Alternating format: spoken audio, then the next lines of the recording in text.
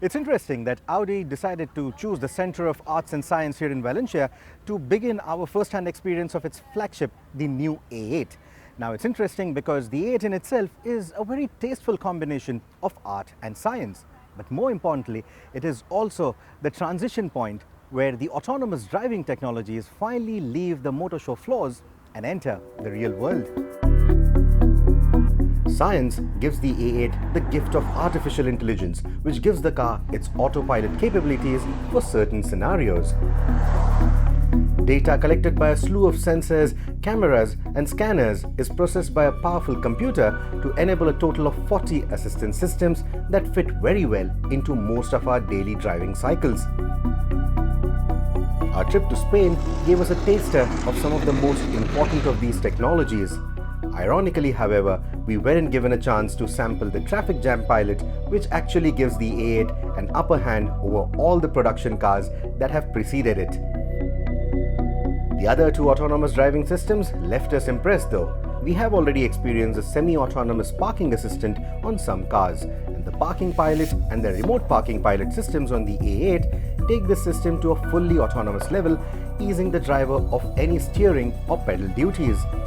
All you need to do is a simple press of a switch called the AI, either on the center console if seated inside or on a smartphone app if standing outside. While the Work in Progress app had some connectivity issues on a few occasions during our test, the parking maneuvers worked magically as intended. Unlike the remote parking system on the new 7 Series, which only lets you move the car forward or backward, Audi's system will let the car steer on its own too. Then there is the Garage Pilot, which makes use of an exclusive forward-facing laser scanner that gives the limousine precise dimensions of the available space in a parking garage.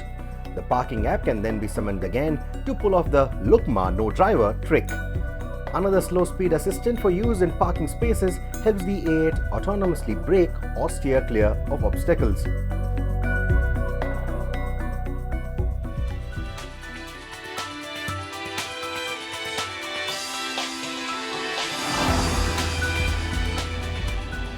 So the new A8 has a long lineup of engine options. At the bottom are two V6 engines, one powered by petrol, the other powered by diesel. Then you have a V8 petrol, and at the top of the line, a flagship, as always, a W12 petrol. Now, I'm not sure if the W12 is going to make its way to India anytime soon, but the V8 could. Both the V6s are certainly coming to India. Now, no matter what engine you choose, each engine will come with some level of hybridization. It is a mild hybrid technology on the engines that I'm sampling today, but compared to a regular or a conventional start-stop system, this mild hybrid has a much wider scope.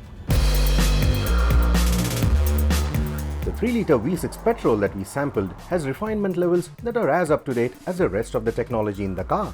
And unlike the more vocal V8 or W12 models, this variant doesn't need active noise cancellation inside the cabin. The torquey engine and the lighter body that is now made up of steel, aluminium, carbon and magnesium build up speed quite quickly and gracefully. It's a car that is designed for the autobahn but feels just as natural in the city environment as well. It is mated to an 8-speed ZF transmission that is quick and precise as you would expect in an Audi flagship. It feeds power to the Quattro all-wheel drive system that is standard across the range. Irrespective of what engine you choose, there is a certain degree of hybridization on board. A belt-driven alternator starter provides hybrid assistance and helps the engine reach its optimum operating speed earlier to improve fuel efficiency. It also powers the new 48-volt electrical system, which provides the energy required for all the active components and supports the 12-volt subsystem that powers the conventional electrical systems. To that effect then, the configuration is the vice versa of systems that we have witnessed in the Bentley Bentayga and the Audi SQ7, which have a 12-volt main and a 48-volt subsystem configuration. The big news about the new 48-volt electrical system though is the new suspension setup. Now, we have had adaptive dampers in the past which can soften or stiffen the suspension depending on the road that you're driving on.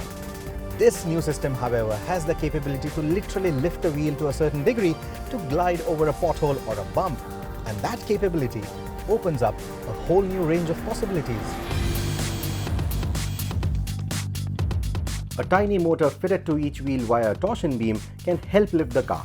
For starters, it can lift the car to ease up ingress and egress. A forward-facing camera scans the road for bumps and potholes, and the motor can raise the necessary corners of the car to let the body virtually float over the undulation.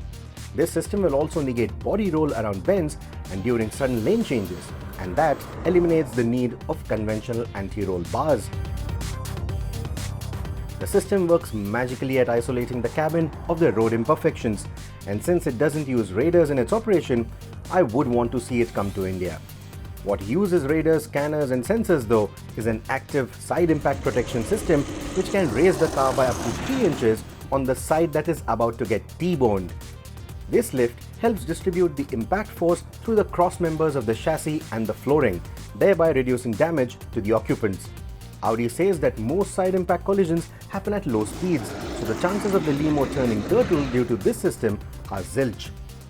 Rear axle steering is a favorite new toy of the sports car world, but has its benefits for limos like the A8 too, giving it a tighter turning radius at slow speeds or better stability and reduced understeer at higher speeds. The variable ratio steering system that works in conjunction with the rear axle steering though seems a little over-assisted most of the times. But the intent of this car isn't to go carving corners. So all those technologies and the self-driving capabilities of this car doesn't really mean that you can just go out and fire your chauffeur right now. You will need your chauffeur to look for parking spaces, even though this car can go out and park by itself. All said and done, jokes apart, these technologies may not come to India anytime soon because of all the legislative roadblocks that we have in our country with a technology like this. And then you also have the infrastructural problems that may not let this technology work even if it were allowed. But all that is talk of the distant future. What is worth looking forward to in this car is the kind of kit it offers, is the kind of technology it offers that can actually be used in our country. And then again, this being a limousine is a very comfortable car.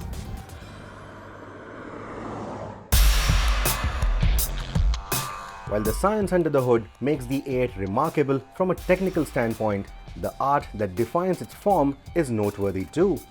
Though it has hints of the A5 and the Q7 in its finer details, the A8 gives a new design direction to the future of the Audi sedans, one that will give them a chiseled bodywork and sleeker details. The A8, now taller and longer than the outgoing car, previews new shapes for the headlights and the taillights as well. The latter also makes the rear look futuristic with its seamless LED strip highlighting the width of the car and the OLED ornamentation taking the design a class above the rest. Audi assures that despite their wafer-thin design, these OLEDs have the same life and luminance as the conventional LEDs.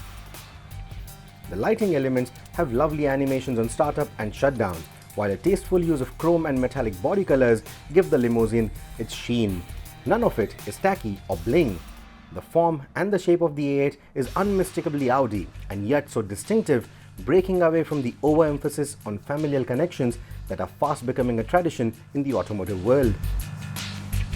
Audi's obsession with minimalism gives the cabin an evolutionary design, and the same obsession is now responsible for reducing the switchgear clutter. The dashboard fascia and the center console are now dominated by 3 crisp screens. The digital instrumentation, a 10.1-inch touchscreen infotainment system, and a touchscreen control center stacked underneath it. The touchscreen systems get a haptic feedback, so once you customize the layout of all the control tiles and get used to it, you won't have to get your eyes off the road often to make the right selections. Since the system needs a dab than just a gentle touch, it needs getting used to. Honestly, that's your chauffeur's lookout.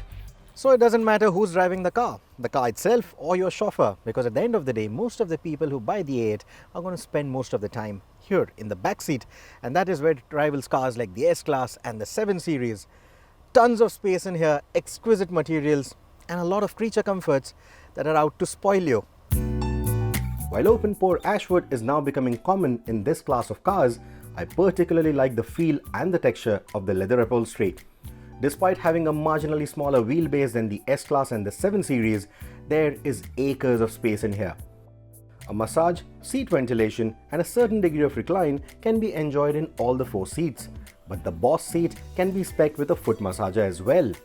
A small tablet, more bespoke and premium in feel than the Samsung unit in the 7 Series, provides controls for the infotainment, seat functions, and the window blinds. Whether you want to take your work to the car or simply call it a day and relax in the lap of luxury, the A8L does it in style and in some ways better than its arch rivals too. Now it remains to be seen how various markets and authorities react to a car that has such level of artificial intelligence. It's also bound to polarize people who are for or against these kind of technologies. But there's no denying that this is the future. The Audi A8 is a symbol of a new era of automobiles.